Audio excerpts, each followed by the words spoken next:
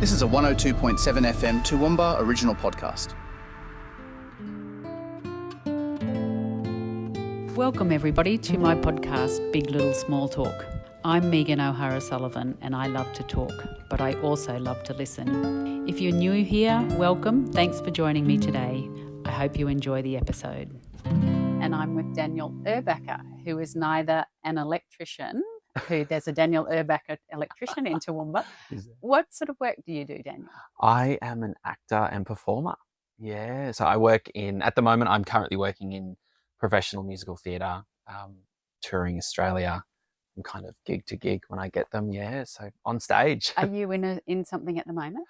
Not at the moment. I've just finished the Australian tour of Greece, Greece Greece the musical. In Rizzo and yeah. Who are the others? Sandy, Danny, Frenchie. Danny, Kinnicky, Frenchie, Sonny, all of those. So we just wrapped up probably around about 3-4 weeks ago in Brisbane was our last stop. Sold out, completely sold out. Brisbane was one of our most successful seasons we had. Why would that be? I'm not sure what it is about Queenslanders and Brisbaneites. They just love Greece. Yeah, it was. We were at 92% capacity before the season even opened, and so which was really lovely to be able to play to full houses every night, which is a rare commodity. So is that right? So the energy, you can feel the difference in the energy if it's not a full house? Absolutely, yeah. And you tend to get let's say rowdier crowds on a weekend, on a Friday night, Saturday night type situation, but usually throughout the week, be it a Wednesday matinee, they tend to be quieter crowds. It's the start of the week, matinee group, as we call, can't hear a smile. They still love it and enjoy it, but playing at the Lyric Theatre at QPAC to, sold out house, it's just the energy, it just bounces off. It's wonderful. Yeah. It really does. So what sort of capacity would that be, do you think, roughly? I actually had to think about this the other day. I don't know if it's like 5,000. I'm going to say, I think probably 2,000. Mm-hmm. I think it's a 2,000 seater. I could be wrong. Yeah. But I think it's roughly a 2,000 seater or in that kind of ballpark. Yeah. And what was your role in Greece? That's an amazing achievement. Yeah. Greece. Wow. Yeah. So I was in the ensemble. I also covered the roles of Danny and Kinnicky.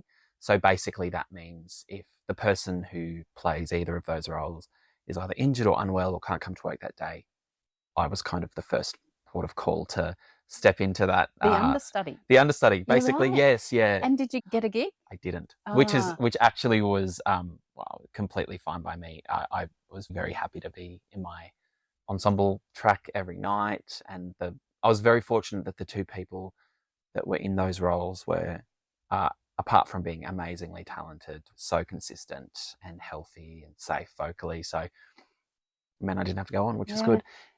Being the understudy like that, does it mean that you have to learn all of that stuff and you just have to sort of have it there just in case? Yeah, so what tends to happen is after a show has been rehearsed and the season opens, if you're a cover or an understudy, you will have essentially 1 or 2 extra calls per week, which you have called cover calls.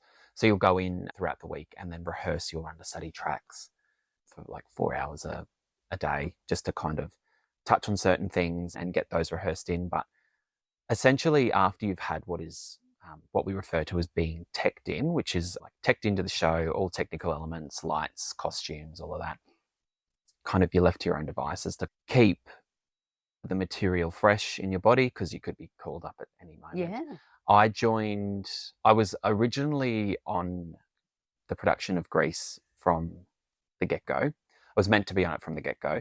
But at that time I was working for the same company on the 50th anniversary production of Rocky Horror. And it was due to close, and then Grease would start a couple of months later. So it was all perfect. But then Rocky Horror decided to extend, and they asked me to stay if I would consider staying with them, which was a big, I didn't think that was going to happen. It's quite a rare thing to have that happen and then have to kind of decide. But it took a lot for me to decide because there were so many elements. Greece was going to be a longer contract, which meant longer work and all of that. But I had to think about, I was having the best time on Rocky Horror. The people were amazing to work with. It's a smaller cast. We're working with people like Jason Donovan, Miff Warhurst, these wonderful, wonderful people that, these are once in a lifetime opportunities. So I decided to stay with Rocky Horror. And then I was fortunate enough that once Rocky Horror finished, they needed another person in the show. And so I rejoined the production for the Perth season.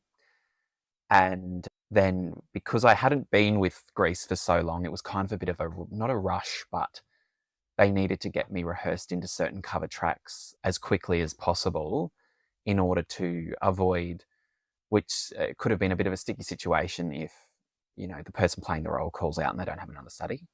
Means the show can't go on and they've got to kind of cancel it. So it was a bit of a rushed rehearsal process. It was kind of like throwing spaghetti at the wall and seeing what stuck in a way, in terms of going through the motions to be able to go, okay, you stand here, you do this, you do that, you do that. This is the choreography kind of.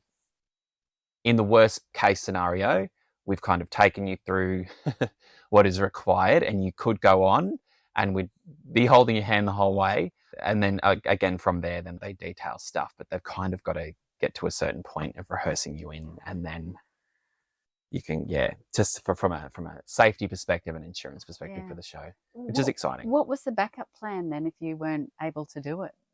So there can be different kind of backup plans depending on what kind of protocols the producers have in place. When I joined in Perth, I had done Grease before at uni, so I was familiar with the text.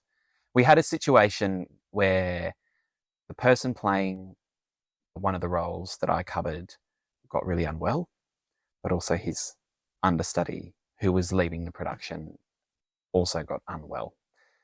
I got the phone call to say, we're not obviously putting you on because you've been here for a week.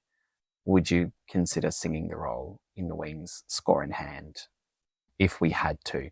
So what does that mean? Someone else is lip syncing it and you're singing it? So they could, I couldn't tell you if that's ever happened before. I don't think, but because to cancel a show is in excess of about $80,000 a performance to cancel. Yeah. So if they can try and put a dummy out there and try and avoid that, not to sacrifice the quality of the show, but if they can do something to try and avoid that, they will. Can I ask something which sounds a bit mercenary? Yeah. But if you get to have that responsibility or that privilege, I guess, of being that understudy, do you get paid more? Yeah, so you get an understudy or a cover loading each week and you're paid to rehearse the roles that you are employed to cover.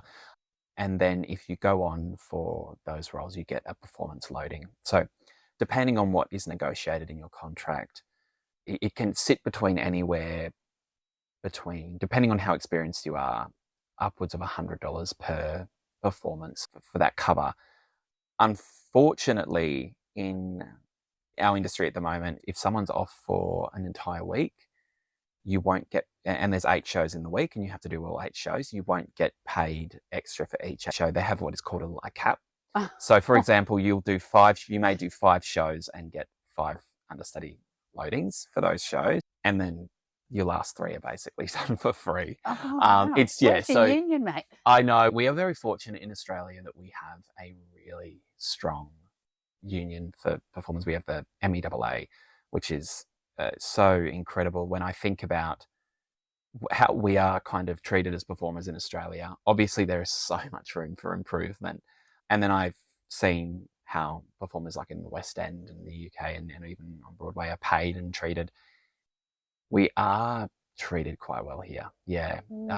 Pay-wise and stuff like that, which is really good. But how did you go over COVID? What happened to you then? That would have just been devastating. It was, I was fortunate to be right in the middle of my university training. So I kind of had the best of a bad situation in some ways. I wasn't graduating that year and going into an industry that basically didn't exist. I had one more year for the industry to reopen slowly. And then from there, it kind of went gangbusters. Like the industry post-COVID, whilst COVID was terrible for the arts, it's come back fighting, particularly in Queensland and in Brisbane. The arts scene has just taken off, I guess, because I don't even know why, but it's just we're back, we're here, we're even better. Lots of people yeah, attending yeah, shows. lots of people attending shows. The importance for art. I think people realised that during COVID when they were stuck at home. You know, people watch movies, they watch TV series, they watch Netflix series, and I think people realised how important the creation of art was. You know, Isn't that great? yeah, You said about Jason Donovan and Miff Warhurst being in Rocky Horror, and I do want to talk about Rocky Horror. In Greece, you've got the likes of Marsha Hines and Patty Newton. Now, yeah, Patty Newton, that's Bert Newton's wife. yeah. Yeah. Patty is. Tell me about that, like working with those kind of, next level stars, I guess. Marsha Hines is the penultimate consummate professional when it comes to the way she holds herself in a rehearsal space, on stage. She's just the most wonderful person to work with. The role of Teen Angel, and this is how you know is that very, I don't want to use like old-fashioned industry professional, but it is in that sense that she played Teen Angel. She didn't technically have to be in the building until interval, but she turned up at the hour call, warmed up with everybody, was just the most beautiful person to work with. And we had so much fun so much fun to work with her on stage. Yeah, really setting the bar for how big star cast roles should behave when it comes to being in musical theatre. And Patty Newton was exactly the same. Right. Patty would, And she was Miss Lynch. Miss Lynch. She was Miss Lynch again. That was, well, obviously she's some sort of school teachery. The principal of Rydell. Yeah. And she was just perfect for that role. Electrifying. She was just perfect for it. Yeah. You know, Do you get a bit starstruck when you're around the likes of Jason Donovan and Miff Warhurst and these guys? Like, you or do are a you kind little of a bit bit used at to it now? first, but then you realise these people are humans as well. They're people. You know, they're people. They were so wonderful to work with. Miff Warhurst is just incredible. Jason is the most wonderfully talented, unhinged person to be with on stage, but also the most professional person in terms of the way he conducted himself and behaved. Like, he was just so wonderful to work with. But there was that sort of exciting and safe kind of not knowing what's going to happen on stage with him, because he loved to play a little bit. So it really kept the show quite alive and quite electric. And yeah, just absolutely wonderful. We had other people like Joel Creasy. So the role of the narrator was often star cast in Rocky Horror. So we had Joel Creasy, Gretel Colleen, Nicholas Hammond, Peter Hellier, Dylan Alcott, like all of these really wonderful celebrities that came in. And so did that change? That role changed? The person changed? It changed. I think from memory, I think it changed per city. So, or just because these tours are long, and a lot of these, celebrities have other gigs they've got to do, but like when us as performers sign a contract, we're like, great, this is my job for the next 12 months to 2 years. You kind of can't see anything else happening in between. But like Joel had a radio show he had to do. Peter had other things around. So yeah, every city it would sort of change. So we had Melbourne, we had Joel Creasy and Nicholas Hammond. And then for other cities, we had, like for Sydney, we had Gretel Colleen, Dylan Alcott and Peter Hellier at times. So yeah, it just depends, but all really different, exciting perspectives they brought to the show, and just really good to work with. Yeah. I'll just remind the listeners that you're on 102.7 FM and we're on Big Little Small Talk, and I'm talking to Daniel Erbacher, who is a dancer, singer, actor, not electrician. Yeah. Tell me about Dylan Alcott being the MC. Like, how did he, in a wheelchair, for the listeners who don't know who he is, he was the Australian of the Year a couple of years ago. He's in a wheelchair. He had a radio show too. Yeah. Amazing human being. Absolutely. So wonderful to work with. We had kind of a mid-season rehearsal period to rehearse him into the show. And I think it was so exciting for us to be one of the first main stage musicals in Australia to have someone who's in a wheelchair on stage. And we made it work. There was certain blocking that needed to be changed. We made it work, and it was just so wonderful to bring his perspective to the show. Yeah, he really is quite inspiring. Yeah.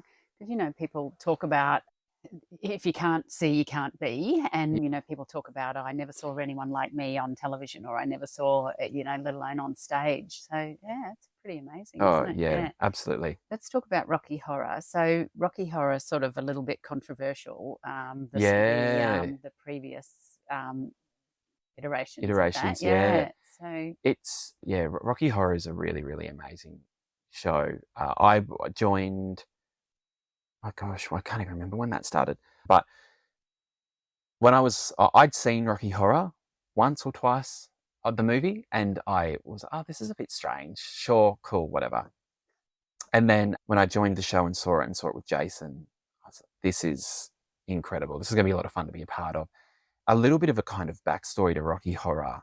Richard O'Brien, who wrote the show, was in a production of Jesus Christ Superstar, and I think he was playing, from memory, he was playing Herod, and Andrew Lloyd Webber came and saw the show and thought that he was terrible and wanted to sack him on the spot, and did sack him.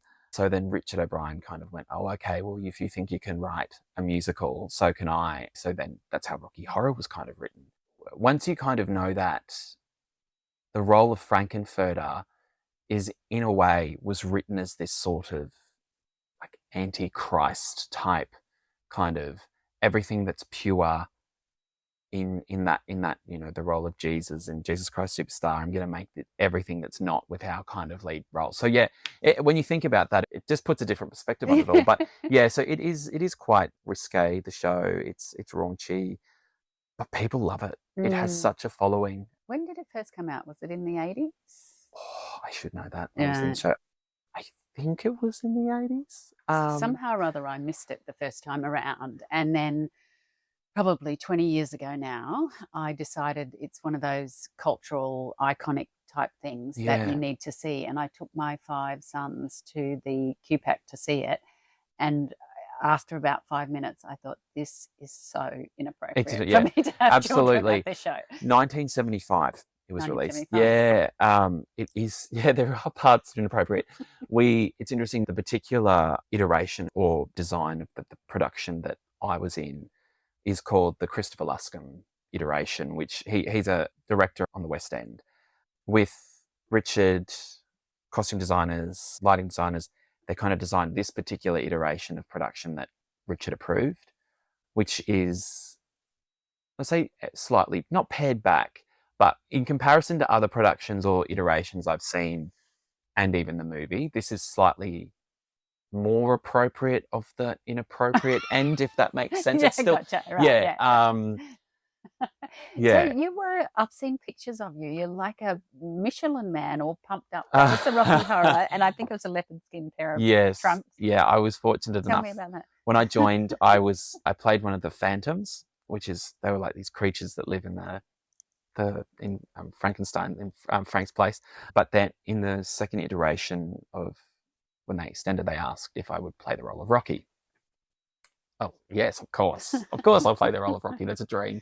So yes, I had to go around on stage every night in a pair of gold boots and leopard print undies. Yeah, and that was all that my costume was, and I was sprayed in gold glitter. I had blonde hair. It was, you know, the infamous line, "I've been making a man with blonde hair and a tan." So yeah, it was exhilarating. And you're exhilarating. That's great. And you are obviously sort of working out at the gym all day long to try and stay really buff for that. Yeah, there were parts about that were slightly challenging. I did go into the project with the mindset of, it's so easy when you're on stage in front of 2,000 people a night to kind of get a little bit in your head about how you look, etc. But I was like, my health and well-being is of the utmost importance, and I'm going to treat myself like an athlete. I'm going to eat so healthy as much as I can, not be concerned about how I think I look on stage, because I know I look fit, but sometimes you can get in your head a little bit about it. And I would say probably one of the challenges I faced in that role was, obviously when you're working out so much and lifting heavy weights, it can have quite negative effects on your voice, because it can put unwanted tension in sort of the space is basically from the neck up, which I know for probably the common listener may not. They might go, oh, that's interesting. But for any singers out there, will know exactly what I'm talking about. So just trying to sort of undo post-tour, post-Rocky Horror, I had to try and kind of undo a lot of the tension that had built up in my body. So you kind of do that through getting vocal physiotherapy and all that stuff. So that was probably one of the challenges I'd faced during the show, but still one of the best experiences ever. Yeah, right. Yeah. I thought you were going to say it was something to do with your testosterone or something like that. Maybe doing something where, Yeah. to the vocal cords or It's something. Yeah. and also to doing a show 8 or 9 times a week can be so grueling. And sometimes Jason Donovan actually made a really good point one night to us in the dressing room. Because obviously when we do 8 or 9 shows a week, sometimes we end up with just one day off, which is needed, but you just need so much more than that. And Jason made a good point where he said, I almost need 2 weeks off in order to come back with my battery fully charged and not be fighting fatigue in order so that I can feel like I'm doing my job properly. And whilst on stage, it looked, the show looked textbook correct, everything's fine, everyone's having a great time. When you know what it feels like when you're really on it and then you're fighting the fatigue, sometimes you're like, I need a break, And like you said that you're really looking after yourself. Is there a lot of partying and stuff afterwards? Like, how does that all in showbiz? We've got all this image of, I know it does. till 4 o'clock in the morning. Yeah, well, the arts industry does attract that sort of stigma that everyone goes out and parties, but I know from my experience and a lot of the people I've worked with, no one has the energy. At the end of the week, that curtain hits the ground and people are getting home as quickly as possible to get into a hot bath and go to bed. Don't get me wrong, I think at the end of a season or at the end of a tour, people do kind of let their hair down sometimes, because for a lot of the time when you are on tour, you do have to treat yourself like an athlete, which is, I don't drink anyway, but I certainly couldn't drink on a tour because I just find the first thing to go will be my voice. And that's the one thing you need on stage. Like you can you can bluff your way through choreography to a certain extent, but audiences will know when something's not going right with your voice. Yeah. You said before that you had these 2 sort of options, one of Grease and one of Rocky Horror. I mean, how unusual would that be to ever have 2 jobs lined up? Like, when you decided that this was going to be the life for you, you obviously knew that it was going to be a tricky life. And what do you do in between jobs? It is very tricky, and there's so many times where you jokingly kind of say to yourself, why didn't I study something else? It is one of those things. I try and teach between gigs here and there. What sort of teaching? So sometimes I will teach at the Queensland Con in Brisbane where I studied, or if someone says, oh, can you teach this dance class for us? Yep, easy. That's like my bread and butter in a way. Because you called yourself a freelance choreographer. Which So I have done a bit of choreography work in Toowoomba. This was prior to my uni days. I'd choreograph a couple of productions here and there for Toowoomba. I really do love it. There's sort of no room for that now. I can't tell you the last thing I kind of choreographed. The last time I choreographed something would have been probably 5 or 6 years ago, but that's because I've spent either time at university or on stage as a performer. And time will come where I have the opportunity to do that again, but sort of based on kind of how old I am and stuff like that. You just sort of focus on one thing, and at the moment that's performing. Other than that, I just take on what us performers refer to as muggle work. Muggle work. Yeah, where like it could be hospitality, retail, or something like that. Yeah. Not afraid of hard work or trying different things out. And I actually enjoy being able to go from a performance gig into something completely not performance related. I find it fuels that other end of the work, the performance side of the work, so much better when you have time away to reset your mind, reset your voice, reset your body. Right. What can you do? I imagine you have an agent, do you? So what can you do to get more work, or are you just at the mercy of whatever the agent offers you? It's not really what the agent offers. It's sort of you're at the helm of the industry. you will get auditions based on what shows are out, basically, what shows are auditioning. So agents are sort of, I don't want to use the term like the middleman, but they are the middleman between the producers and the performers in a way. Isn't that what they're for? That's exactly what they're for. They do a lot of the admin work for your contracts and stuff like that, negotiations, and they're also just there to check in on you and the well-being of you as someone that they represent. They want to make sure that you're in the best possible position to be able to do the best quality of work, because it also reflects on them and who they represent. You are at the helm of the industry, be it what briefs are coming out. If it's film and television, there might be a brief for a television commercial or a movie or a TV series. So sort of based on what the industry needs and what's going around. Yeah. And sometimes there are really successful years or years where it's brief after brief after brief. And then there are years where it's sort of a bit quiet. But that also comes down to theatre availability. We are fortunate to have quite a few theatres in Australia, but they're all booked out sometimes 3, 4, 5 years in advance.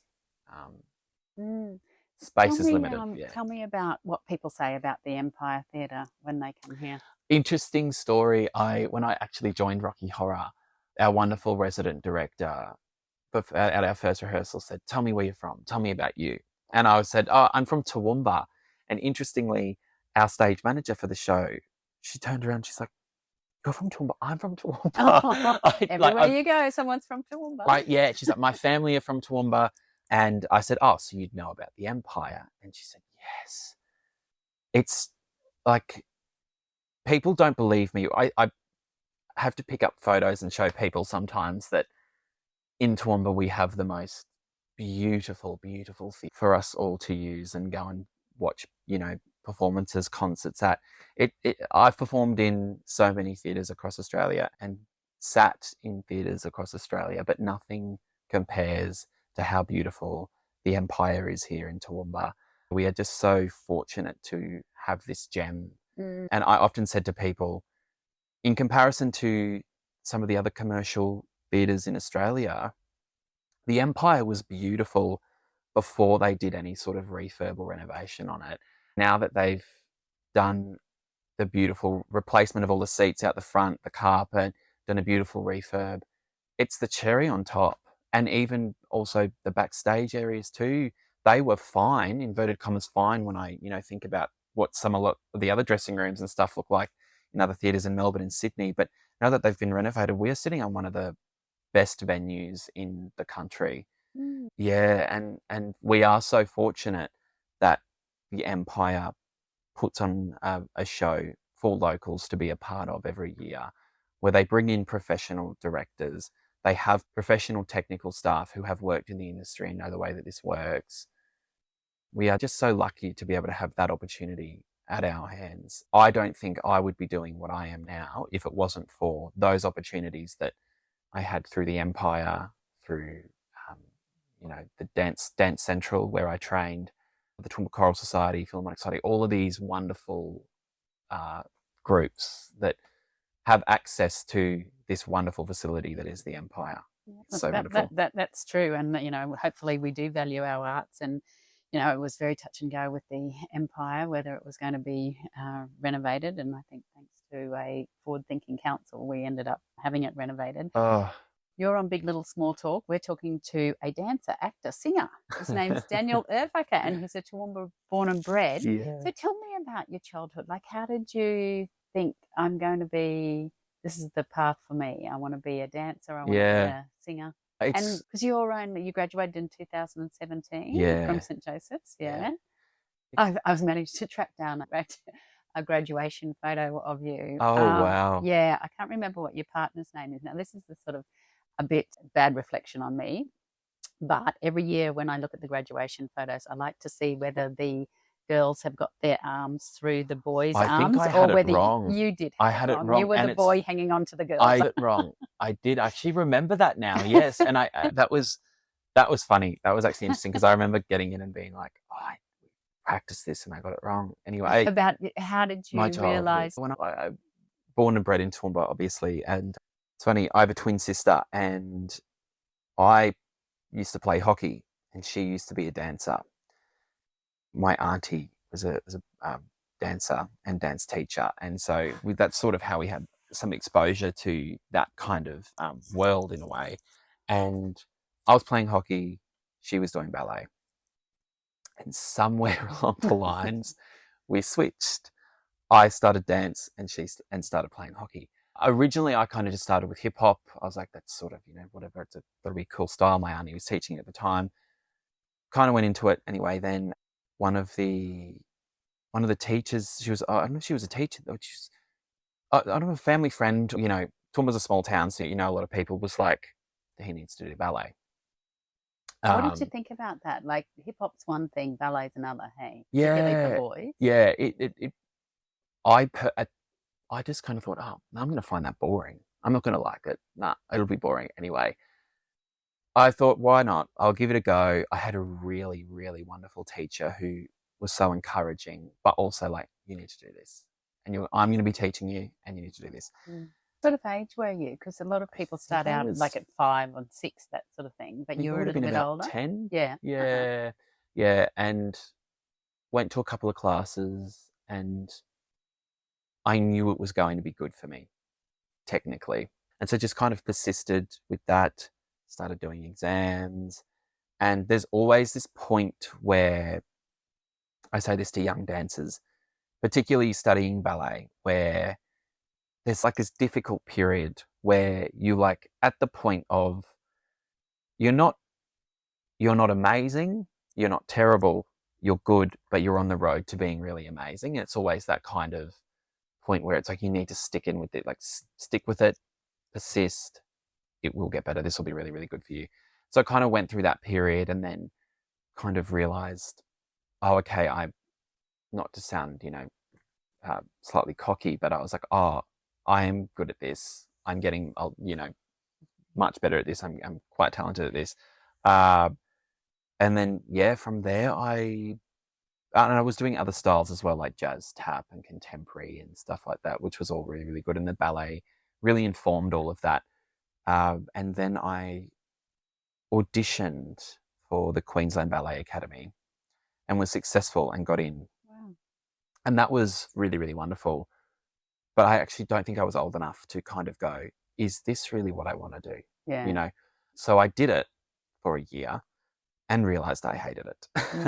I just wasn't enjoying it. I didn't want to sit in the quarter ballet potentially go, oh, from this training program, I could end up in the quarter ballet, and I don't want to do that for the next 10, 15 years. But that's the famous Lee Schwinn Sing, isn't it, from Mal's Last Dancer? Yeah. So you did that for a year. What does that involve? Does that mean going and living in Brisbane? I had to go and live in Brisbane. What age were you? I was 15, Oh, I wow. think. 16? 15 or 16. Yeah. Brisbane's completely different to Toowoomba. And I had not really known anything outside of Toowoomba. It was that big city living. It was grueling hours because it was still done through school. You would do ballet in the morning from 7 or 8 in the morning till roughly 1 o'clock.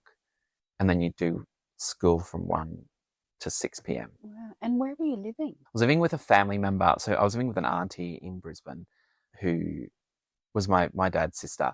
And it just wasn't a fun experience. By no stretch of the imagination, it wasn't easy. It wasn't easy doing that so many days a week. It's interesting as a young kid when you're used to living with your parents and the way, the way home life works, you get used to certain people and then you're sort of the cat amongst the pigeons in somebody else's family life. And I remember saying, because actually at the time I was doing a production, the Empire's production of Mary Poppins in Toowoomba, having the best time. I was looking forward to coming home on the weekends to do rehearsals for that. And I remember saying to mum and dad, I'm really not enjoying this. And they were very like, you let us know when we pull the pin and we'll pull the pin. You don't have to do this. And it was the director choreographer of Mary Poppins, who also owned a dance school in Toowoomba. Her name's Alison Billette. And she just said to me, I don't think this is your thing. I think you need to come back and do musical theatre. Come to my dance school. And it was like, that's what I'm doing. And so there was never the pressure from your parents. No. You got into this really great program and you have to stay there. No, they never pressured me. It was like, I think they trusted he'll know if this is right for him. Right. And when I quite clearly was like, I don't, this is not working. And I think they could see too that I was not enjoying it. Yeah, So it was so easy for me to come back. And well, I wanted to ask you, as the mother of 5 boys, yeah, how did you get on with the sort of ballet boys stereotype? Tell me, and what yeah, do you say to the kids that you're coaching now or training or whatever you call it? it's interesting. I think Teaching. there has been I mean, those, those kids will be kids. That's always that type of negative behavior. It will always exist in some ways. I think I have seen a shift in maybe the last 5-ish years in kind of the way dance is treated, if that makes sense, particularly with male dancers. I think just I kind of never really had an issue with it. I remember we were doing it was in my like a year 11 and 12 like sport class, physical education class, and they were talking about different sports or something like that, and then a photo of a male ballet dancer came up, and people all turned around and looked at me. It wasn't of me, obviously, but they looked at me as if to be like, "Oh, that's what you do," and just the strength that this dancer had, and they were kind of like, there was almost this respect. Yeah, level of respect. But it is interesting now that it's amazing. People are immature when they're at school, and then you run into people as adults and they've changed, and it's so interesting to see the respect that people have for what I do now, particularly people I've gone to school with, or people I didn't have much to do with at school because they were the inverted commas footy boys. I have so much respect for what I kind of do now because they understand how hard it is. They understand that it takes a certain amount of athleticism. Yeah. Not a certain amount. I think it takes a lot. Tell me about your family. You said you had a twin sister, so she's still playing hockey?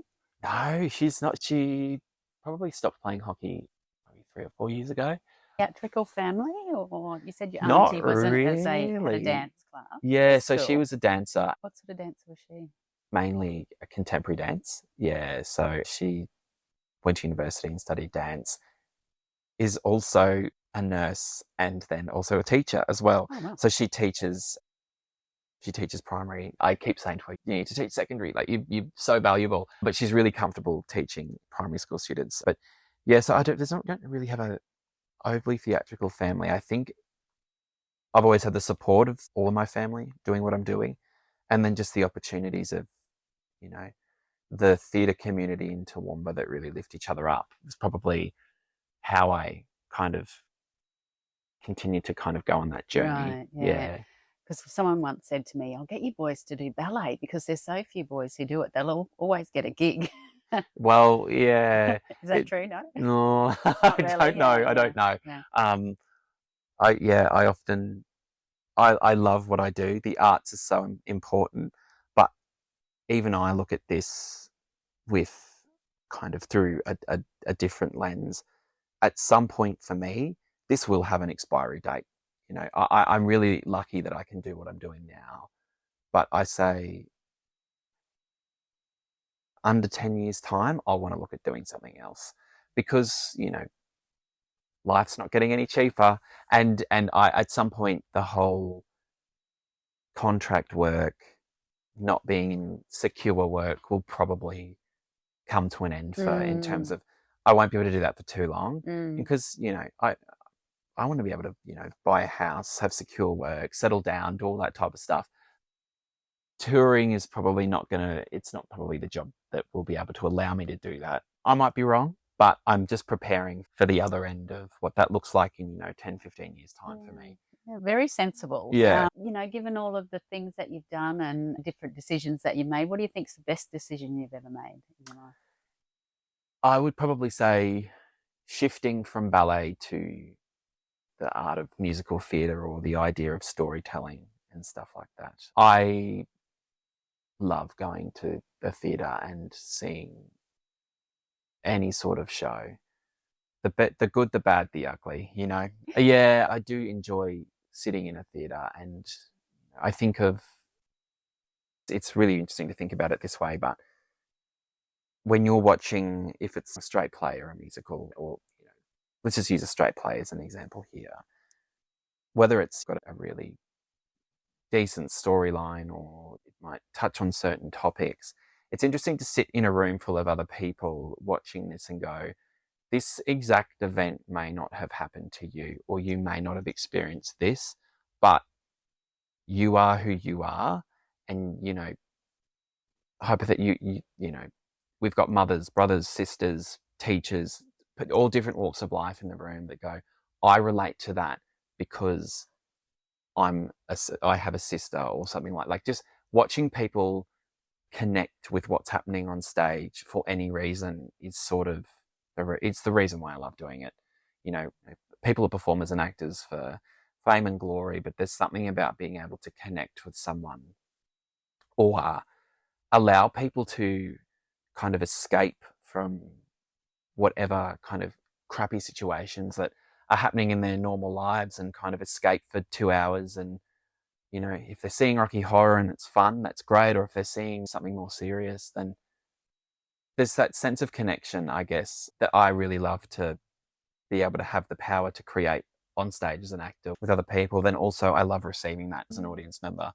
I love that. And I think when you walked in here, you said, oh, it's got a certain smell. And I know when I go to the Repertory Theatre, it's got a certain smell too. And I love that smell. It's that kind of musty theatre smell. So do you do a lot of serious type acting as well? Yet I've sort of just been fortunate enough to stay in the musical theatre field. My agent was sort of pushing, let's just jump in one pool, be it musical theatre, get some momentum, and then doors will open up. We can go from there. There was a play that was going to be coming to Melbourne that I was asked to do, which could potentially be still coming to Melbourne. I can't disclose what it is. Say too much about it. Okay, we'll wait. That I could potentially be a part of, which would be and that's a serious type role, is it? Right. And I'm just really fortunate that a good friend of mine who was a director, I met him, he was directing a show that I was doing, and then this person kind of gave me my first professional job. So whenever they call up and say, hey, you write for the gig, I'm like, I'll work for you. So we'll see. Yeah. Okay. Well, my list of questions, Daniel Erbacher, are coming to an end soon enough, but you've probably done a fair bit of media over the years. What's the best question you've ever been asked, you think?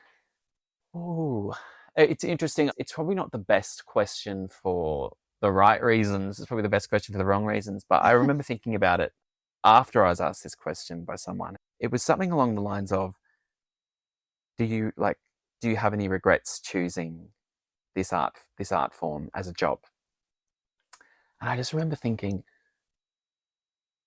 this is just an interesting question to ask someone. And I remember thinking, no, I don't regret being able to do this for a job. It is, I'm doing what 14-year-old me was like, I dream of being on stage and doing that.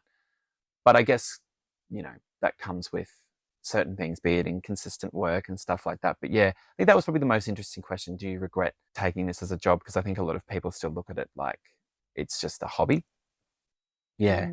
I think that your level of success speaks for itself in terms of you wouldn't regret it. I mean, if you're still grinding away at the Choral Society on it, not that there's anything wrong with that, but no, I think you're doing amazingly well, and you're only just starting out. Yeah. Okay. Well, second last question is, do you have a favourite royal? I was thinking about this last night, actually, and I think it would have to either be late Queen Elizabeth II or Diana. I just think that in a time, I think about it when she ascended the throne, she was my age. She was 25, which is just such a massive responsibility for anyone to undertake, regardless of their experience or ability for the role. But she really turned up. She said, this is my job. And she led with such dignity and grace when, at times, particularly throughout her later years, where a lot of the people around her were not leading with dignity and grace. She always led with, such dignity.